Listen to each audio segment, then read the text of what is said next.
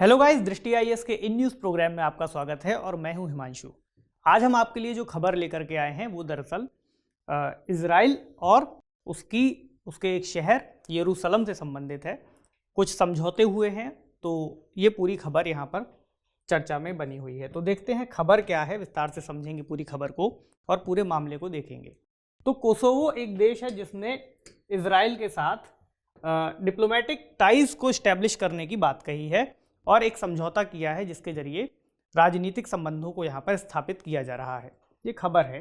तो खबर पर आगे बढ़ने से पहले हम एक बार इसके डायमेंशंस को भी देखते हैं और समझते हैं कि इसमें किन किन चीज़ों को हम शामिल कर रहे हैं।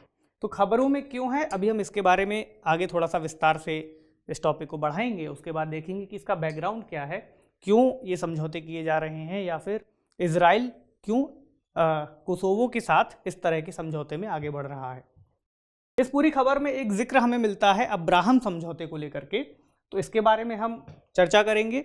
इसके अलावा इस समझौते का या फिर यरूशलेम को लेकर के जो इस समय की स्थितियां बन रही हैं उसको लेकर के विश्व राजनीति पर इसका क्या प्रभाव पड़ेगा, इसके बारे में हम बात करेंगे। इसके अलावा सबसे महत्वपूर्ण टॉपिक यहाँ पर सबसे महत्वपूर्ण इसका डायमेंशन इजराइल भारत संबंधों को देखना, और अंत में रहेगा एक सवाल जिसको मेंस के स्तर पर यहाँ पर सॉल्व करने का प्रयास करेंगे। तो बढ़ते हैं आगे खबर पर और समझते हैं कि मामला क्या है। तो गाइस, खबर है कि इजराइल और कोसोवो के बीच राजनयिक संबंधों को स्थापित करने के लिए एक समझौता किया गया है। इस समझौते में कहा गया है कि कोसोवो इजराइल के शहर यरूशलेम में अपना एक दूतावास स्थापित करेगा। तो यहाँ पर बात की गई है कोसोवो के दूतावास की, जो यरूशलेम में स्थापित किया जा रहा है।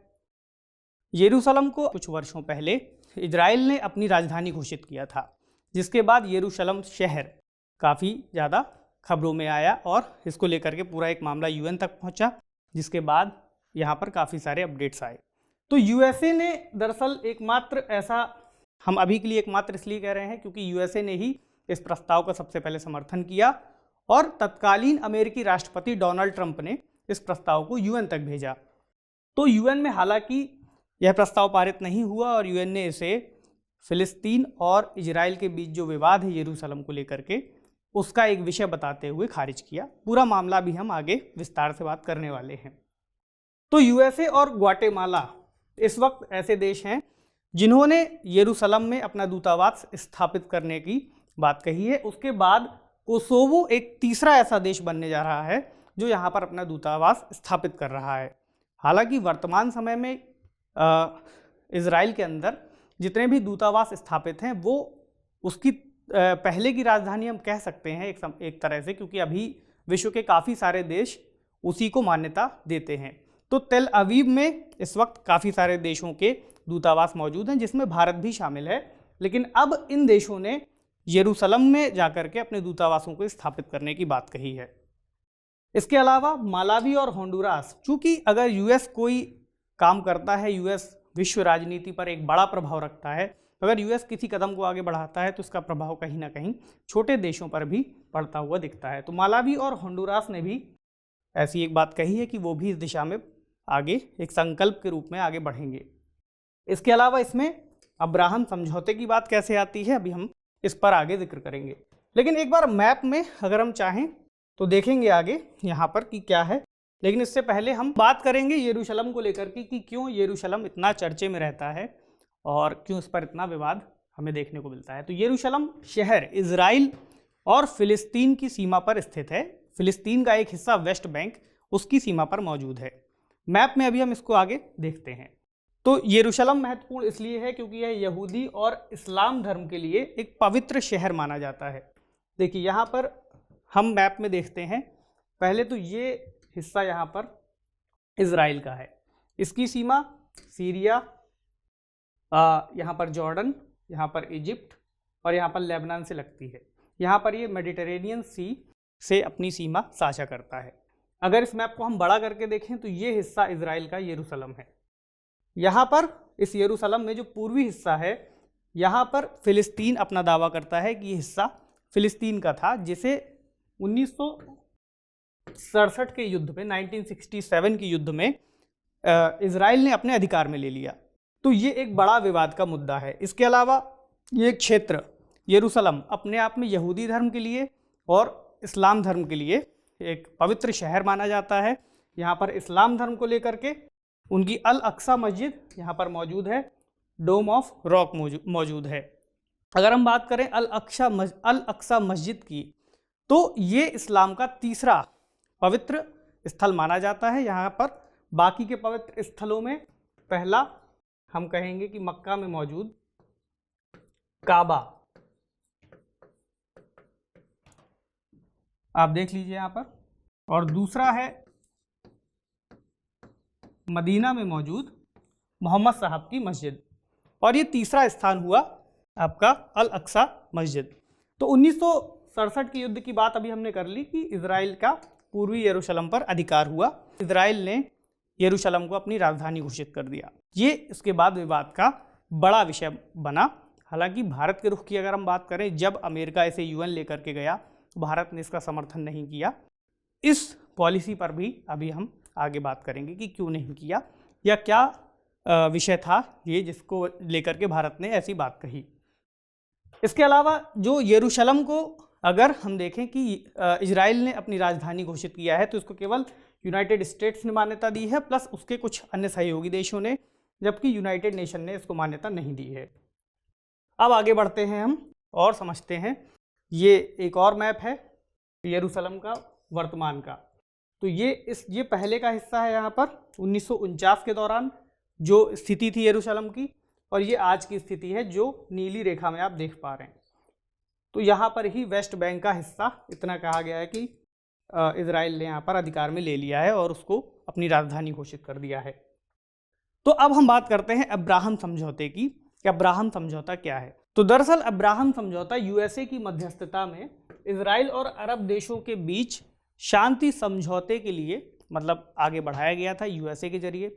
यूएसए ने कहा था कि मध्य पूर्व क्षेत्र में शांति बहाल करने के लिए हम ऐसा समझौता एक लेकर के आए हैं। तो इसमें इस समय अगर हम बात करें कि समझौते में कौन कौन से देश शामिल हैं, तो इसमें यूएई, बहरीन, मोरक्को और सूडान हाल के कुछ वर्षों में, पिछले कुछ वर्षों में इसमें शामिल हुए हैं। और ये समझौता इस क्षेत्र की स्थिरता को, इस क्षेत्र में मानव सभ्यता को और जो भी लड़ाइयाँ होती हैं उनको रोकने के लिए लाया गया है, ऐसा यूएसए का कहना है। इससे पहले अगर हम बात करें कि शांति समझौते इजराइल के किसके साथ है, तो केवल मिस्र 1979 में और जॉर्डन 1994 में शांति समझौते हुए थे इन दो देशों के साथ, जिसके बाद अब यूएई, बहरीन, मोरक्को और सूडान जैसे देशों के साथ उन्होंने समझौते किए हैं। अगर यहाँ पर इस समझौते में एक शब्द का उपयोग हुआ है अब्राहम धर्म, तो अब्राहम धर्म कौन से धर्म माने जाते हैं? ये है यहूदी, मुस्लिम और ईसाई, यानी ऐसे धर्म जो एक ईश्वरवादी हैं, एक ईश्वर को मानते हैं और पैगंबर की परंपरा पर विश्वास रखते हैं। अब इस समझौते की प्रमुख पॉइंट क्या है, तो यह समझौता इजराइल को लेकर के है कि बाकी देशों के साथ इजराइल के संबंध कैसे होंगे। ये समझौता कहता है कि अन्य देश जो इस समझौते को हस्ताक्षरित करेंगे वे इजराइल में दूतावास की स्थापना करेंगे, अपने राजदूतों का एक दूसरे के साथ एक्सचेंज करेंगे। इसके अलावा इजराइल के साथ पर्यटन, व्यापार, स्वास्थ्य और सुरक्षा जैसे क्षेत्रों में सहयोग करेंगे। इसके अलावा मुस्लिम समुदाय इजराइल के लिए जो ऐतिहासिक स्थलों की अभी हमने बात की, जैसे अल अक्सा मस्जिद और डोम ऑफ रॉक, यहाँ पर विजिट कर सकते हैं, या फिर और भी पवित्र स्थलों पर मुस्लिम समुदाय जा सकता है। अगर हम बात करें भारत की कि इस समझौते से भारत के क्या हित हो सकते हैं, तो देखिए मध्य पूर्व की स्थिति भारत के लिए दो चीज़ों के लिए महत्वपूर्ण है।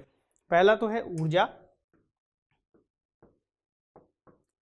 और दूसरा है प्रवासी भारतीय।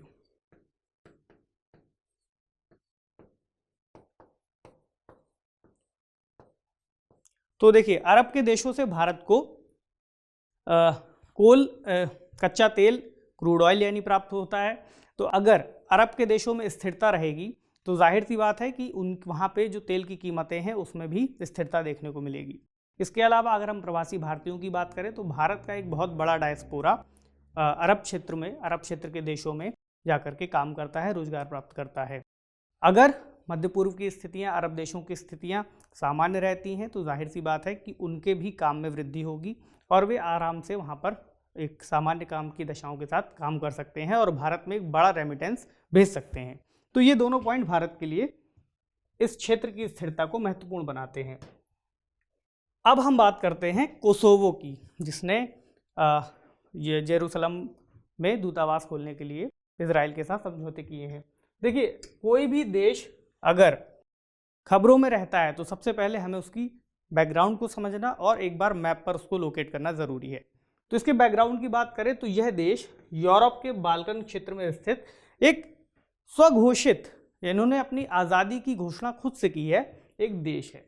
हालांकि पहले यह देश सर्बिया का ही एक प्रांत था। सर्बिया यूरोप का एक देश है, बाल्कन क्षेत्र में स्थित। तो जाहिर सी बात है कि सर्बिया इस देश को आज के समय मान्यता नहीं देता है, लेकिन उनकी घोषणा के अनुसार वे स्वतंत्र देश हैं। 2008 की बात है जब इन्होंने स्वतंत्रता की घोषणा की थी। एक काफ़ी लंबे समय तक चले नृजातीय संघर्ष के बाद इन्होंने अपनी आपको स्वतंत्र घोषित किया था। अब सर्बिया को सपोर्ट है रूस, चीन और अन्य सहयोगियों का। तो जाहिर सी बात है, एक धड़ा है जिसको अमेरिका समर्थन कर रहा है और दूसरा धड़ा है जिसको रूस समर्थन कर रहा है। तो ये आपस में खींचतान वाला मामला वैश्विक राजनीति पर, वैश्विक स्तर पर हमें देखने को मिलता है। इसके अलावा यह क्षेत्र अपने आप में मुस्लिम बहुल क्षेत्र है। इसका एक लाभ इजराइल को जो हमें होता हुआ ये दिख रहा है कि अब्राहम समझौते के अंतर्गत जो भी देश शामिल हैं, मुस्लिम बहुल तो हैं, लेकिन उन्होंने अभी भी यरूशलेम को इजराइल की राजधानी घोषित किए जाने को मान्यता नहीं दी है। ऐसे में अगर कोसोवो जैसा एक मुस्लिम बहुल देश उसे मान्यता देता है तो इससे जो इजराइल का दावा है, इसको लेकर के घोषणा है, उसको बल मिलता है। इसके अलावा इजराइल को मिलाकर अगर हम कोसोवो की बात करते हैं, कोसोवो ने भी चूंकि अभी हाल ही में खुद को कुछ समय पहले स्वतंत्र घोषित किया है, तो इजराइल को मिलाकर 117 देश ऐसे हैं जिन्होंने इसे मान्यता दी है। यूएन में अभी भी काफ़ी सारे देश ऐसे हैं जिन्होंने कोसोवो को मान्यता नहीं दी है, लेकिन अब ऐसा कोसोवो के विदेश मंत्री का कहना है कि इजराइल 117वां देश है जिसने उन्हें मान्यता दी है। मैप में अगर हम देखें कोसोवो की स्थिति, तो ये हमें यूरोप के हिस्से में देखने को मिलता है। ये हिस्सा है सर्बिया का और ये रेड वाला पॉइंट यहाँ पर कोसोवो है। तो अगर हम इसे बड़े मैप में देखना चाहें तो ये हम इसे यहाँ पर देख सकते हैं। इसकी सीमा जाहिर सी बात है सर्बिया से अलग हुआ है। तो एक क्षेत्र सर्बिया से लगता है, दूसरा मॉन्टेनिग्रो से, तीसरा अल्बानिया से और चौथा नॉर्थ मैसेडोनिया से। इसकी राजधानी अपने आप में है प्रिस्टीना और ये एक लैंडलॉक कंट्री है। तो ये हो गई कोसोवो की बात। अब हम समझते हैं कि विश्व राजनीति पर इस पूरे मुद्दे का या फिर यरूशलेम का क्या प्रभाव हो सकता है। तो यरूशलेम शहर को एक मुस्लिम देश की मान्यता मिल जाना अपने आप में एक वैश्विक स्तर पर प्रभाव छोड़ेगा और कहीं ना कहीं जो इजराइल का दावा है यरूशलेम को लेकर को उसको मजबूती प्रदान करेगा। इसको लेकर के सबसे बड़ी चिंता होगी फिलिस्तीन के लोगों को, चूँकि वे भी इजराइल के इस दावे का खंडन करते हैं और कहते हैं कि यरूशलेम पर उनका भी, पूर्वी यरूशलेम पर उनका अधिकार है। तो ये एक चिंता का विषय है। इसके अलावा मध्य पूर्व क्षेत्र में अमेरिका के प्रभाव में वृद्धि होती हुई दिख रही है कि अमेरिका का एक सहयोगी देश, उसके दावे को मजबूती मिल रही है। हालांकि इसका एक प्रभाव, अगर विपरीत प्रभाव की बात करें तो रूस जैसे देशों पर और होगा, क्योंकि रूस का अमेरिका के साथ कई मसलों पर मतभेद देखने को मिलता है, एक शक्ति संघर्ष देखने को मिलता है। इसके अलावा मध्य पूर्व क्षेत्र में शांति और विकास के प्रयास में तेजी आ सकती है। ऐसा कह सकते हैं कि अरब क्षेत्र के देश जैसे यूनाइटेड अरब अमीरात और बाकी के देश अगर इजराइल को मान्यता देने लगेंगे और समर्थन करेंगे तो बाकी के देश भी कहीं ना कहीं इस मामले को लेकर के आगे बढ़ेंगे और हो सकता है कि आने वाले समय में सऊदी अरब जैसे देश भी उनको मान्यता दे दें। हालांकि इसके पीछे एक बड़ा कारण ईरान का हो सकता है, क्योंकि सऊदी अरब और यूएई और साथ ही इजराइल, इन सभी देशों के ईरान के साथ संबंध अपने आप में सही नहीं है। ईरान के बैलिस्टिक प्रोग्राम और मिसाइल्स प्रोग्राम को लेकर के इनकी चिंताएं एक समान हैं। इसलिए भी एक संभावना हो सकती है कि ये देश एक साथ आने का प्रयास करें। ये कुछ वैश्विक राजनीति पर प्रभाव की बातें हैं। इसके अलावा अगर हम बात करें इजराइल और भारत की, तो भारत के इजराइल के साथ संबंध पिछले वर्षों में काफ़ी मजबूत हुए हैं। इसकी शुरुआत की बात करें तो 17 सितंबर 1950 को भारत और इजराइल के बीच औपचारिक संबंधों की शुरुआत हुई थी, जिसे वर्ष 1992 में पूर्ण राजनयिक संबंधों में बदल दिया गया, जिसके बाद से लगातार अब इजराइल के साथ हमारे संबंध और प्रगाढ़ होते जा रहे हैं। अगर हम संबंधों की बात करें कि किन किन क्षेत्रों में हैं, तो इसमें स्वास्थ्य क्षेत्र, रक्षा, कृषि, जल संसाधन प्रबंधन, तकनीक, साइबर सुरक्षा, बॉर्डर सुरक्षा, स्पेस, ऐसे बहुत सारे क्षेत्र हैं जहां पर भारत और इजराइल आज के समय पे सहयोग कर रहे हैं। अभी हमने पिछले कुछ समय में देखा, जब कोविड-19 के दौरान स्थितियां बनी तो भारत ने दवाइयों का काफ़ी ज़्यादा निर्यात इजराइल को किया, निर्यात कहें या फिर मुफ्त में भी काफ़ी सारी सुविधाएं मुहैया कराईं। N95 मास्क के लिए कच्चे माल के रूप में काफ़ी सारा मटेरियल भेजा गया। और कृषि के क्षेत्र की बात करें तो एक इम्पॉर्टेंट मुद्दा सिंचाई को लेकर के है, जहां भारत इजराइल से काफ़ी सारी चीज़ें सीख रहा है, सिंचाई की पद्धतियों को अपना रहा है।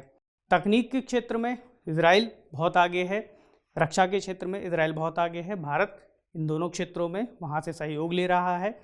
और अगर भारत के मेक इन इंडिया प्रोजेक्ट में इजराइल शामिल होता है तो जाहिर सी बात है कि भारत की अर्थव्यवस्था में घरेलू रूप से हम रक्षा सामग्री का उत्पादन कर सकते हैं और एक बड़े खर्च को बचा सकते हैं, जो पैसा भारत से बाहर जाता है। इसके अलावा भारत के लिए फ़िलिस्तीन का मुद्दा बहुत ज़रूरी है समझना। खैर, जब कुछ समय पहले हमारे संबंध चूँकि इजराइल से अच्छे हो रहे हैं, तो जब इजराइल ने यरूशलेम को अपनी राजधानी घोषित किया था, तब कई लोगों का ऐसा मानना था कि हो सकता है भारत इजराइल के पक्ष में वोट दे, लेकिन भारत अपने स्टैंड पर क्लियर था और भारत ने इजराइल को यरूशलेम को अपनी राजधानी बनाए जाने के प्रस्ताव का विरोध किया था और यूनाइटेड नेशंस में भी अपना पक्ष स्पष्टता के साथ रखा था। अब एक मुद्दा है कि भारत किस तरफ झुक सकता है। एक तो हो गया इजराइल, दूसरा फिलिस्तीन।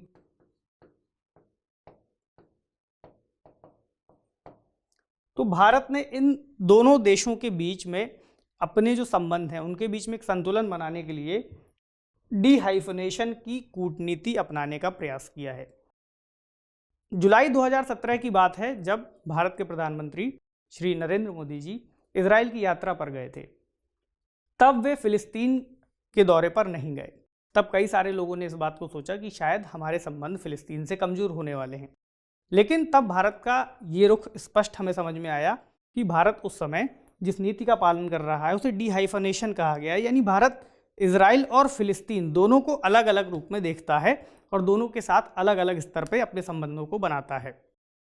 भारत की ये नीति अगर हम कहें किससे प्रभावित है, तो अमेरिका द्वारा भारत और पाकिस्तान के संबंध में इसी तरह की एक नीति अपनाई जाती है। यानी अमेरिका भारत और पाकिस्तान के बीच अगर रिश्ते तल्ख हैं तो अलग अलग रूप से उन दोनों के साथ अपने संबंधों को देखता है, ना कि दोनों के बीच अगर तल्खी है तो उस आधार पर किसी एक तरफ झुकता है। तो यही नीति यहाँ पर भारत फिलिस्तीन और इजराइल के साथ अपनाने का प्रयास कर रहा है।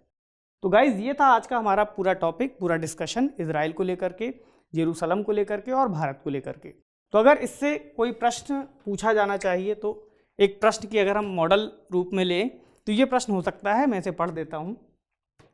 प्रश्न है, विगत कुछ वर्षों में इजराइल के वैश्विक प्रभाव में वृद्धि और अरब देशों के साथ इसके संबंधों में सुधार हुआ है। ऐसी परिस्थितियों में क्या भारत को अपने फिलिस्तीन मुद्दे पर पुनः विचार करने की जरूरत है? चर्चा कीजिए। तो आप इस प्रश्न का एक मॉडल आंसर तैयार करेंगे और इसको मेंस की आंसर राइटिंग में शामिल कीजिएगा। तो ये था आज का हमारे टॉपिक को लेकर के डिस्कशन। आपसे मिलेंगे अगले टॉपिक में, तब तक के लिए पढ़ते रहिए और सेफ रहिए। शुक्रिया।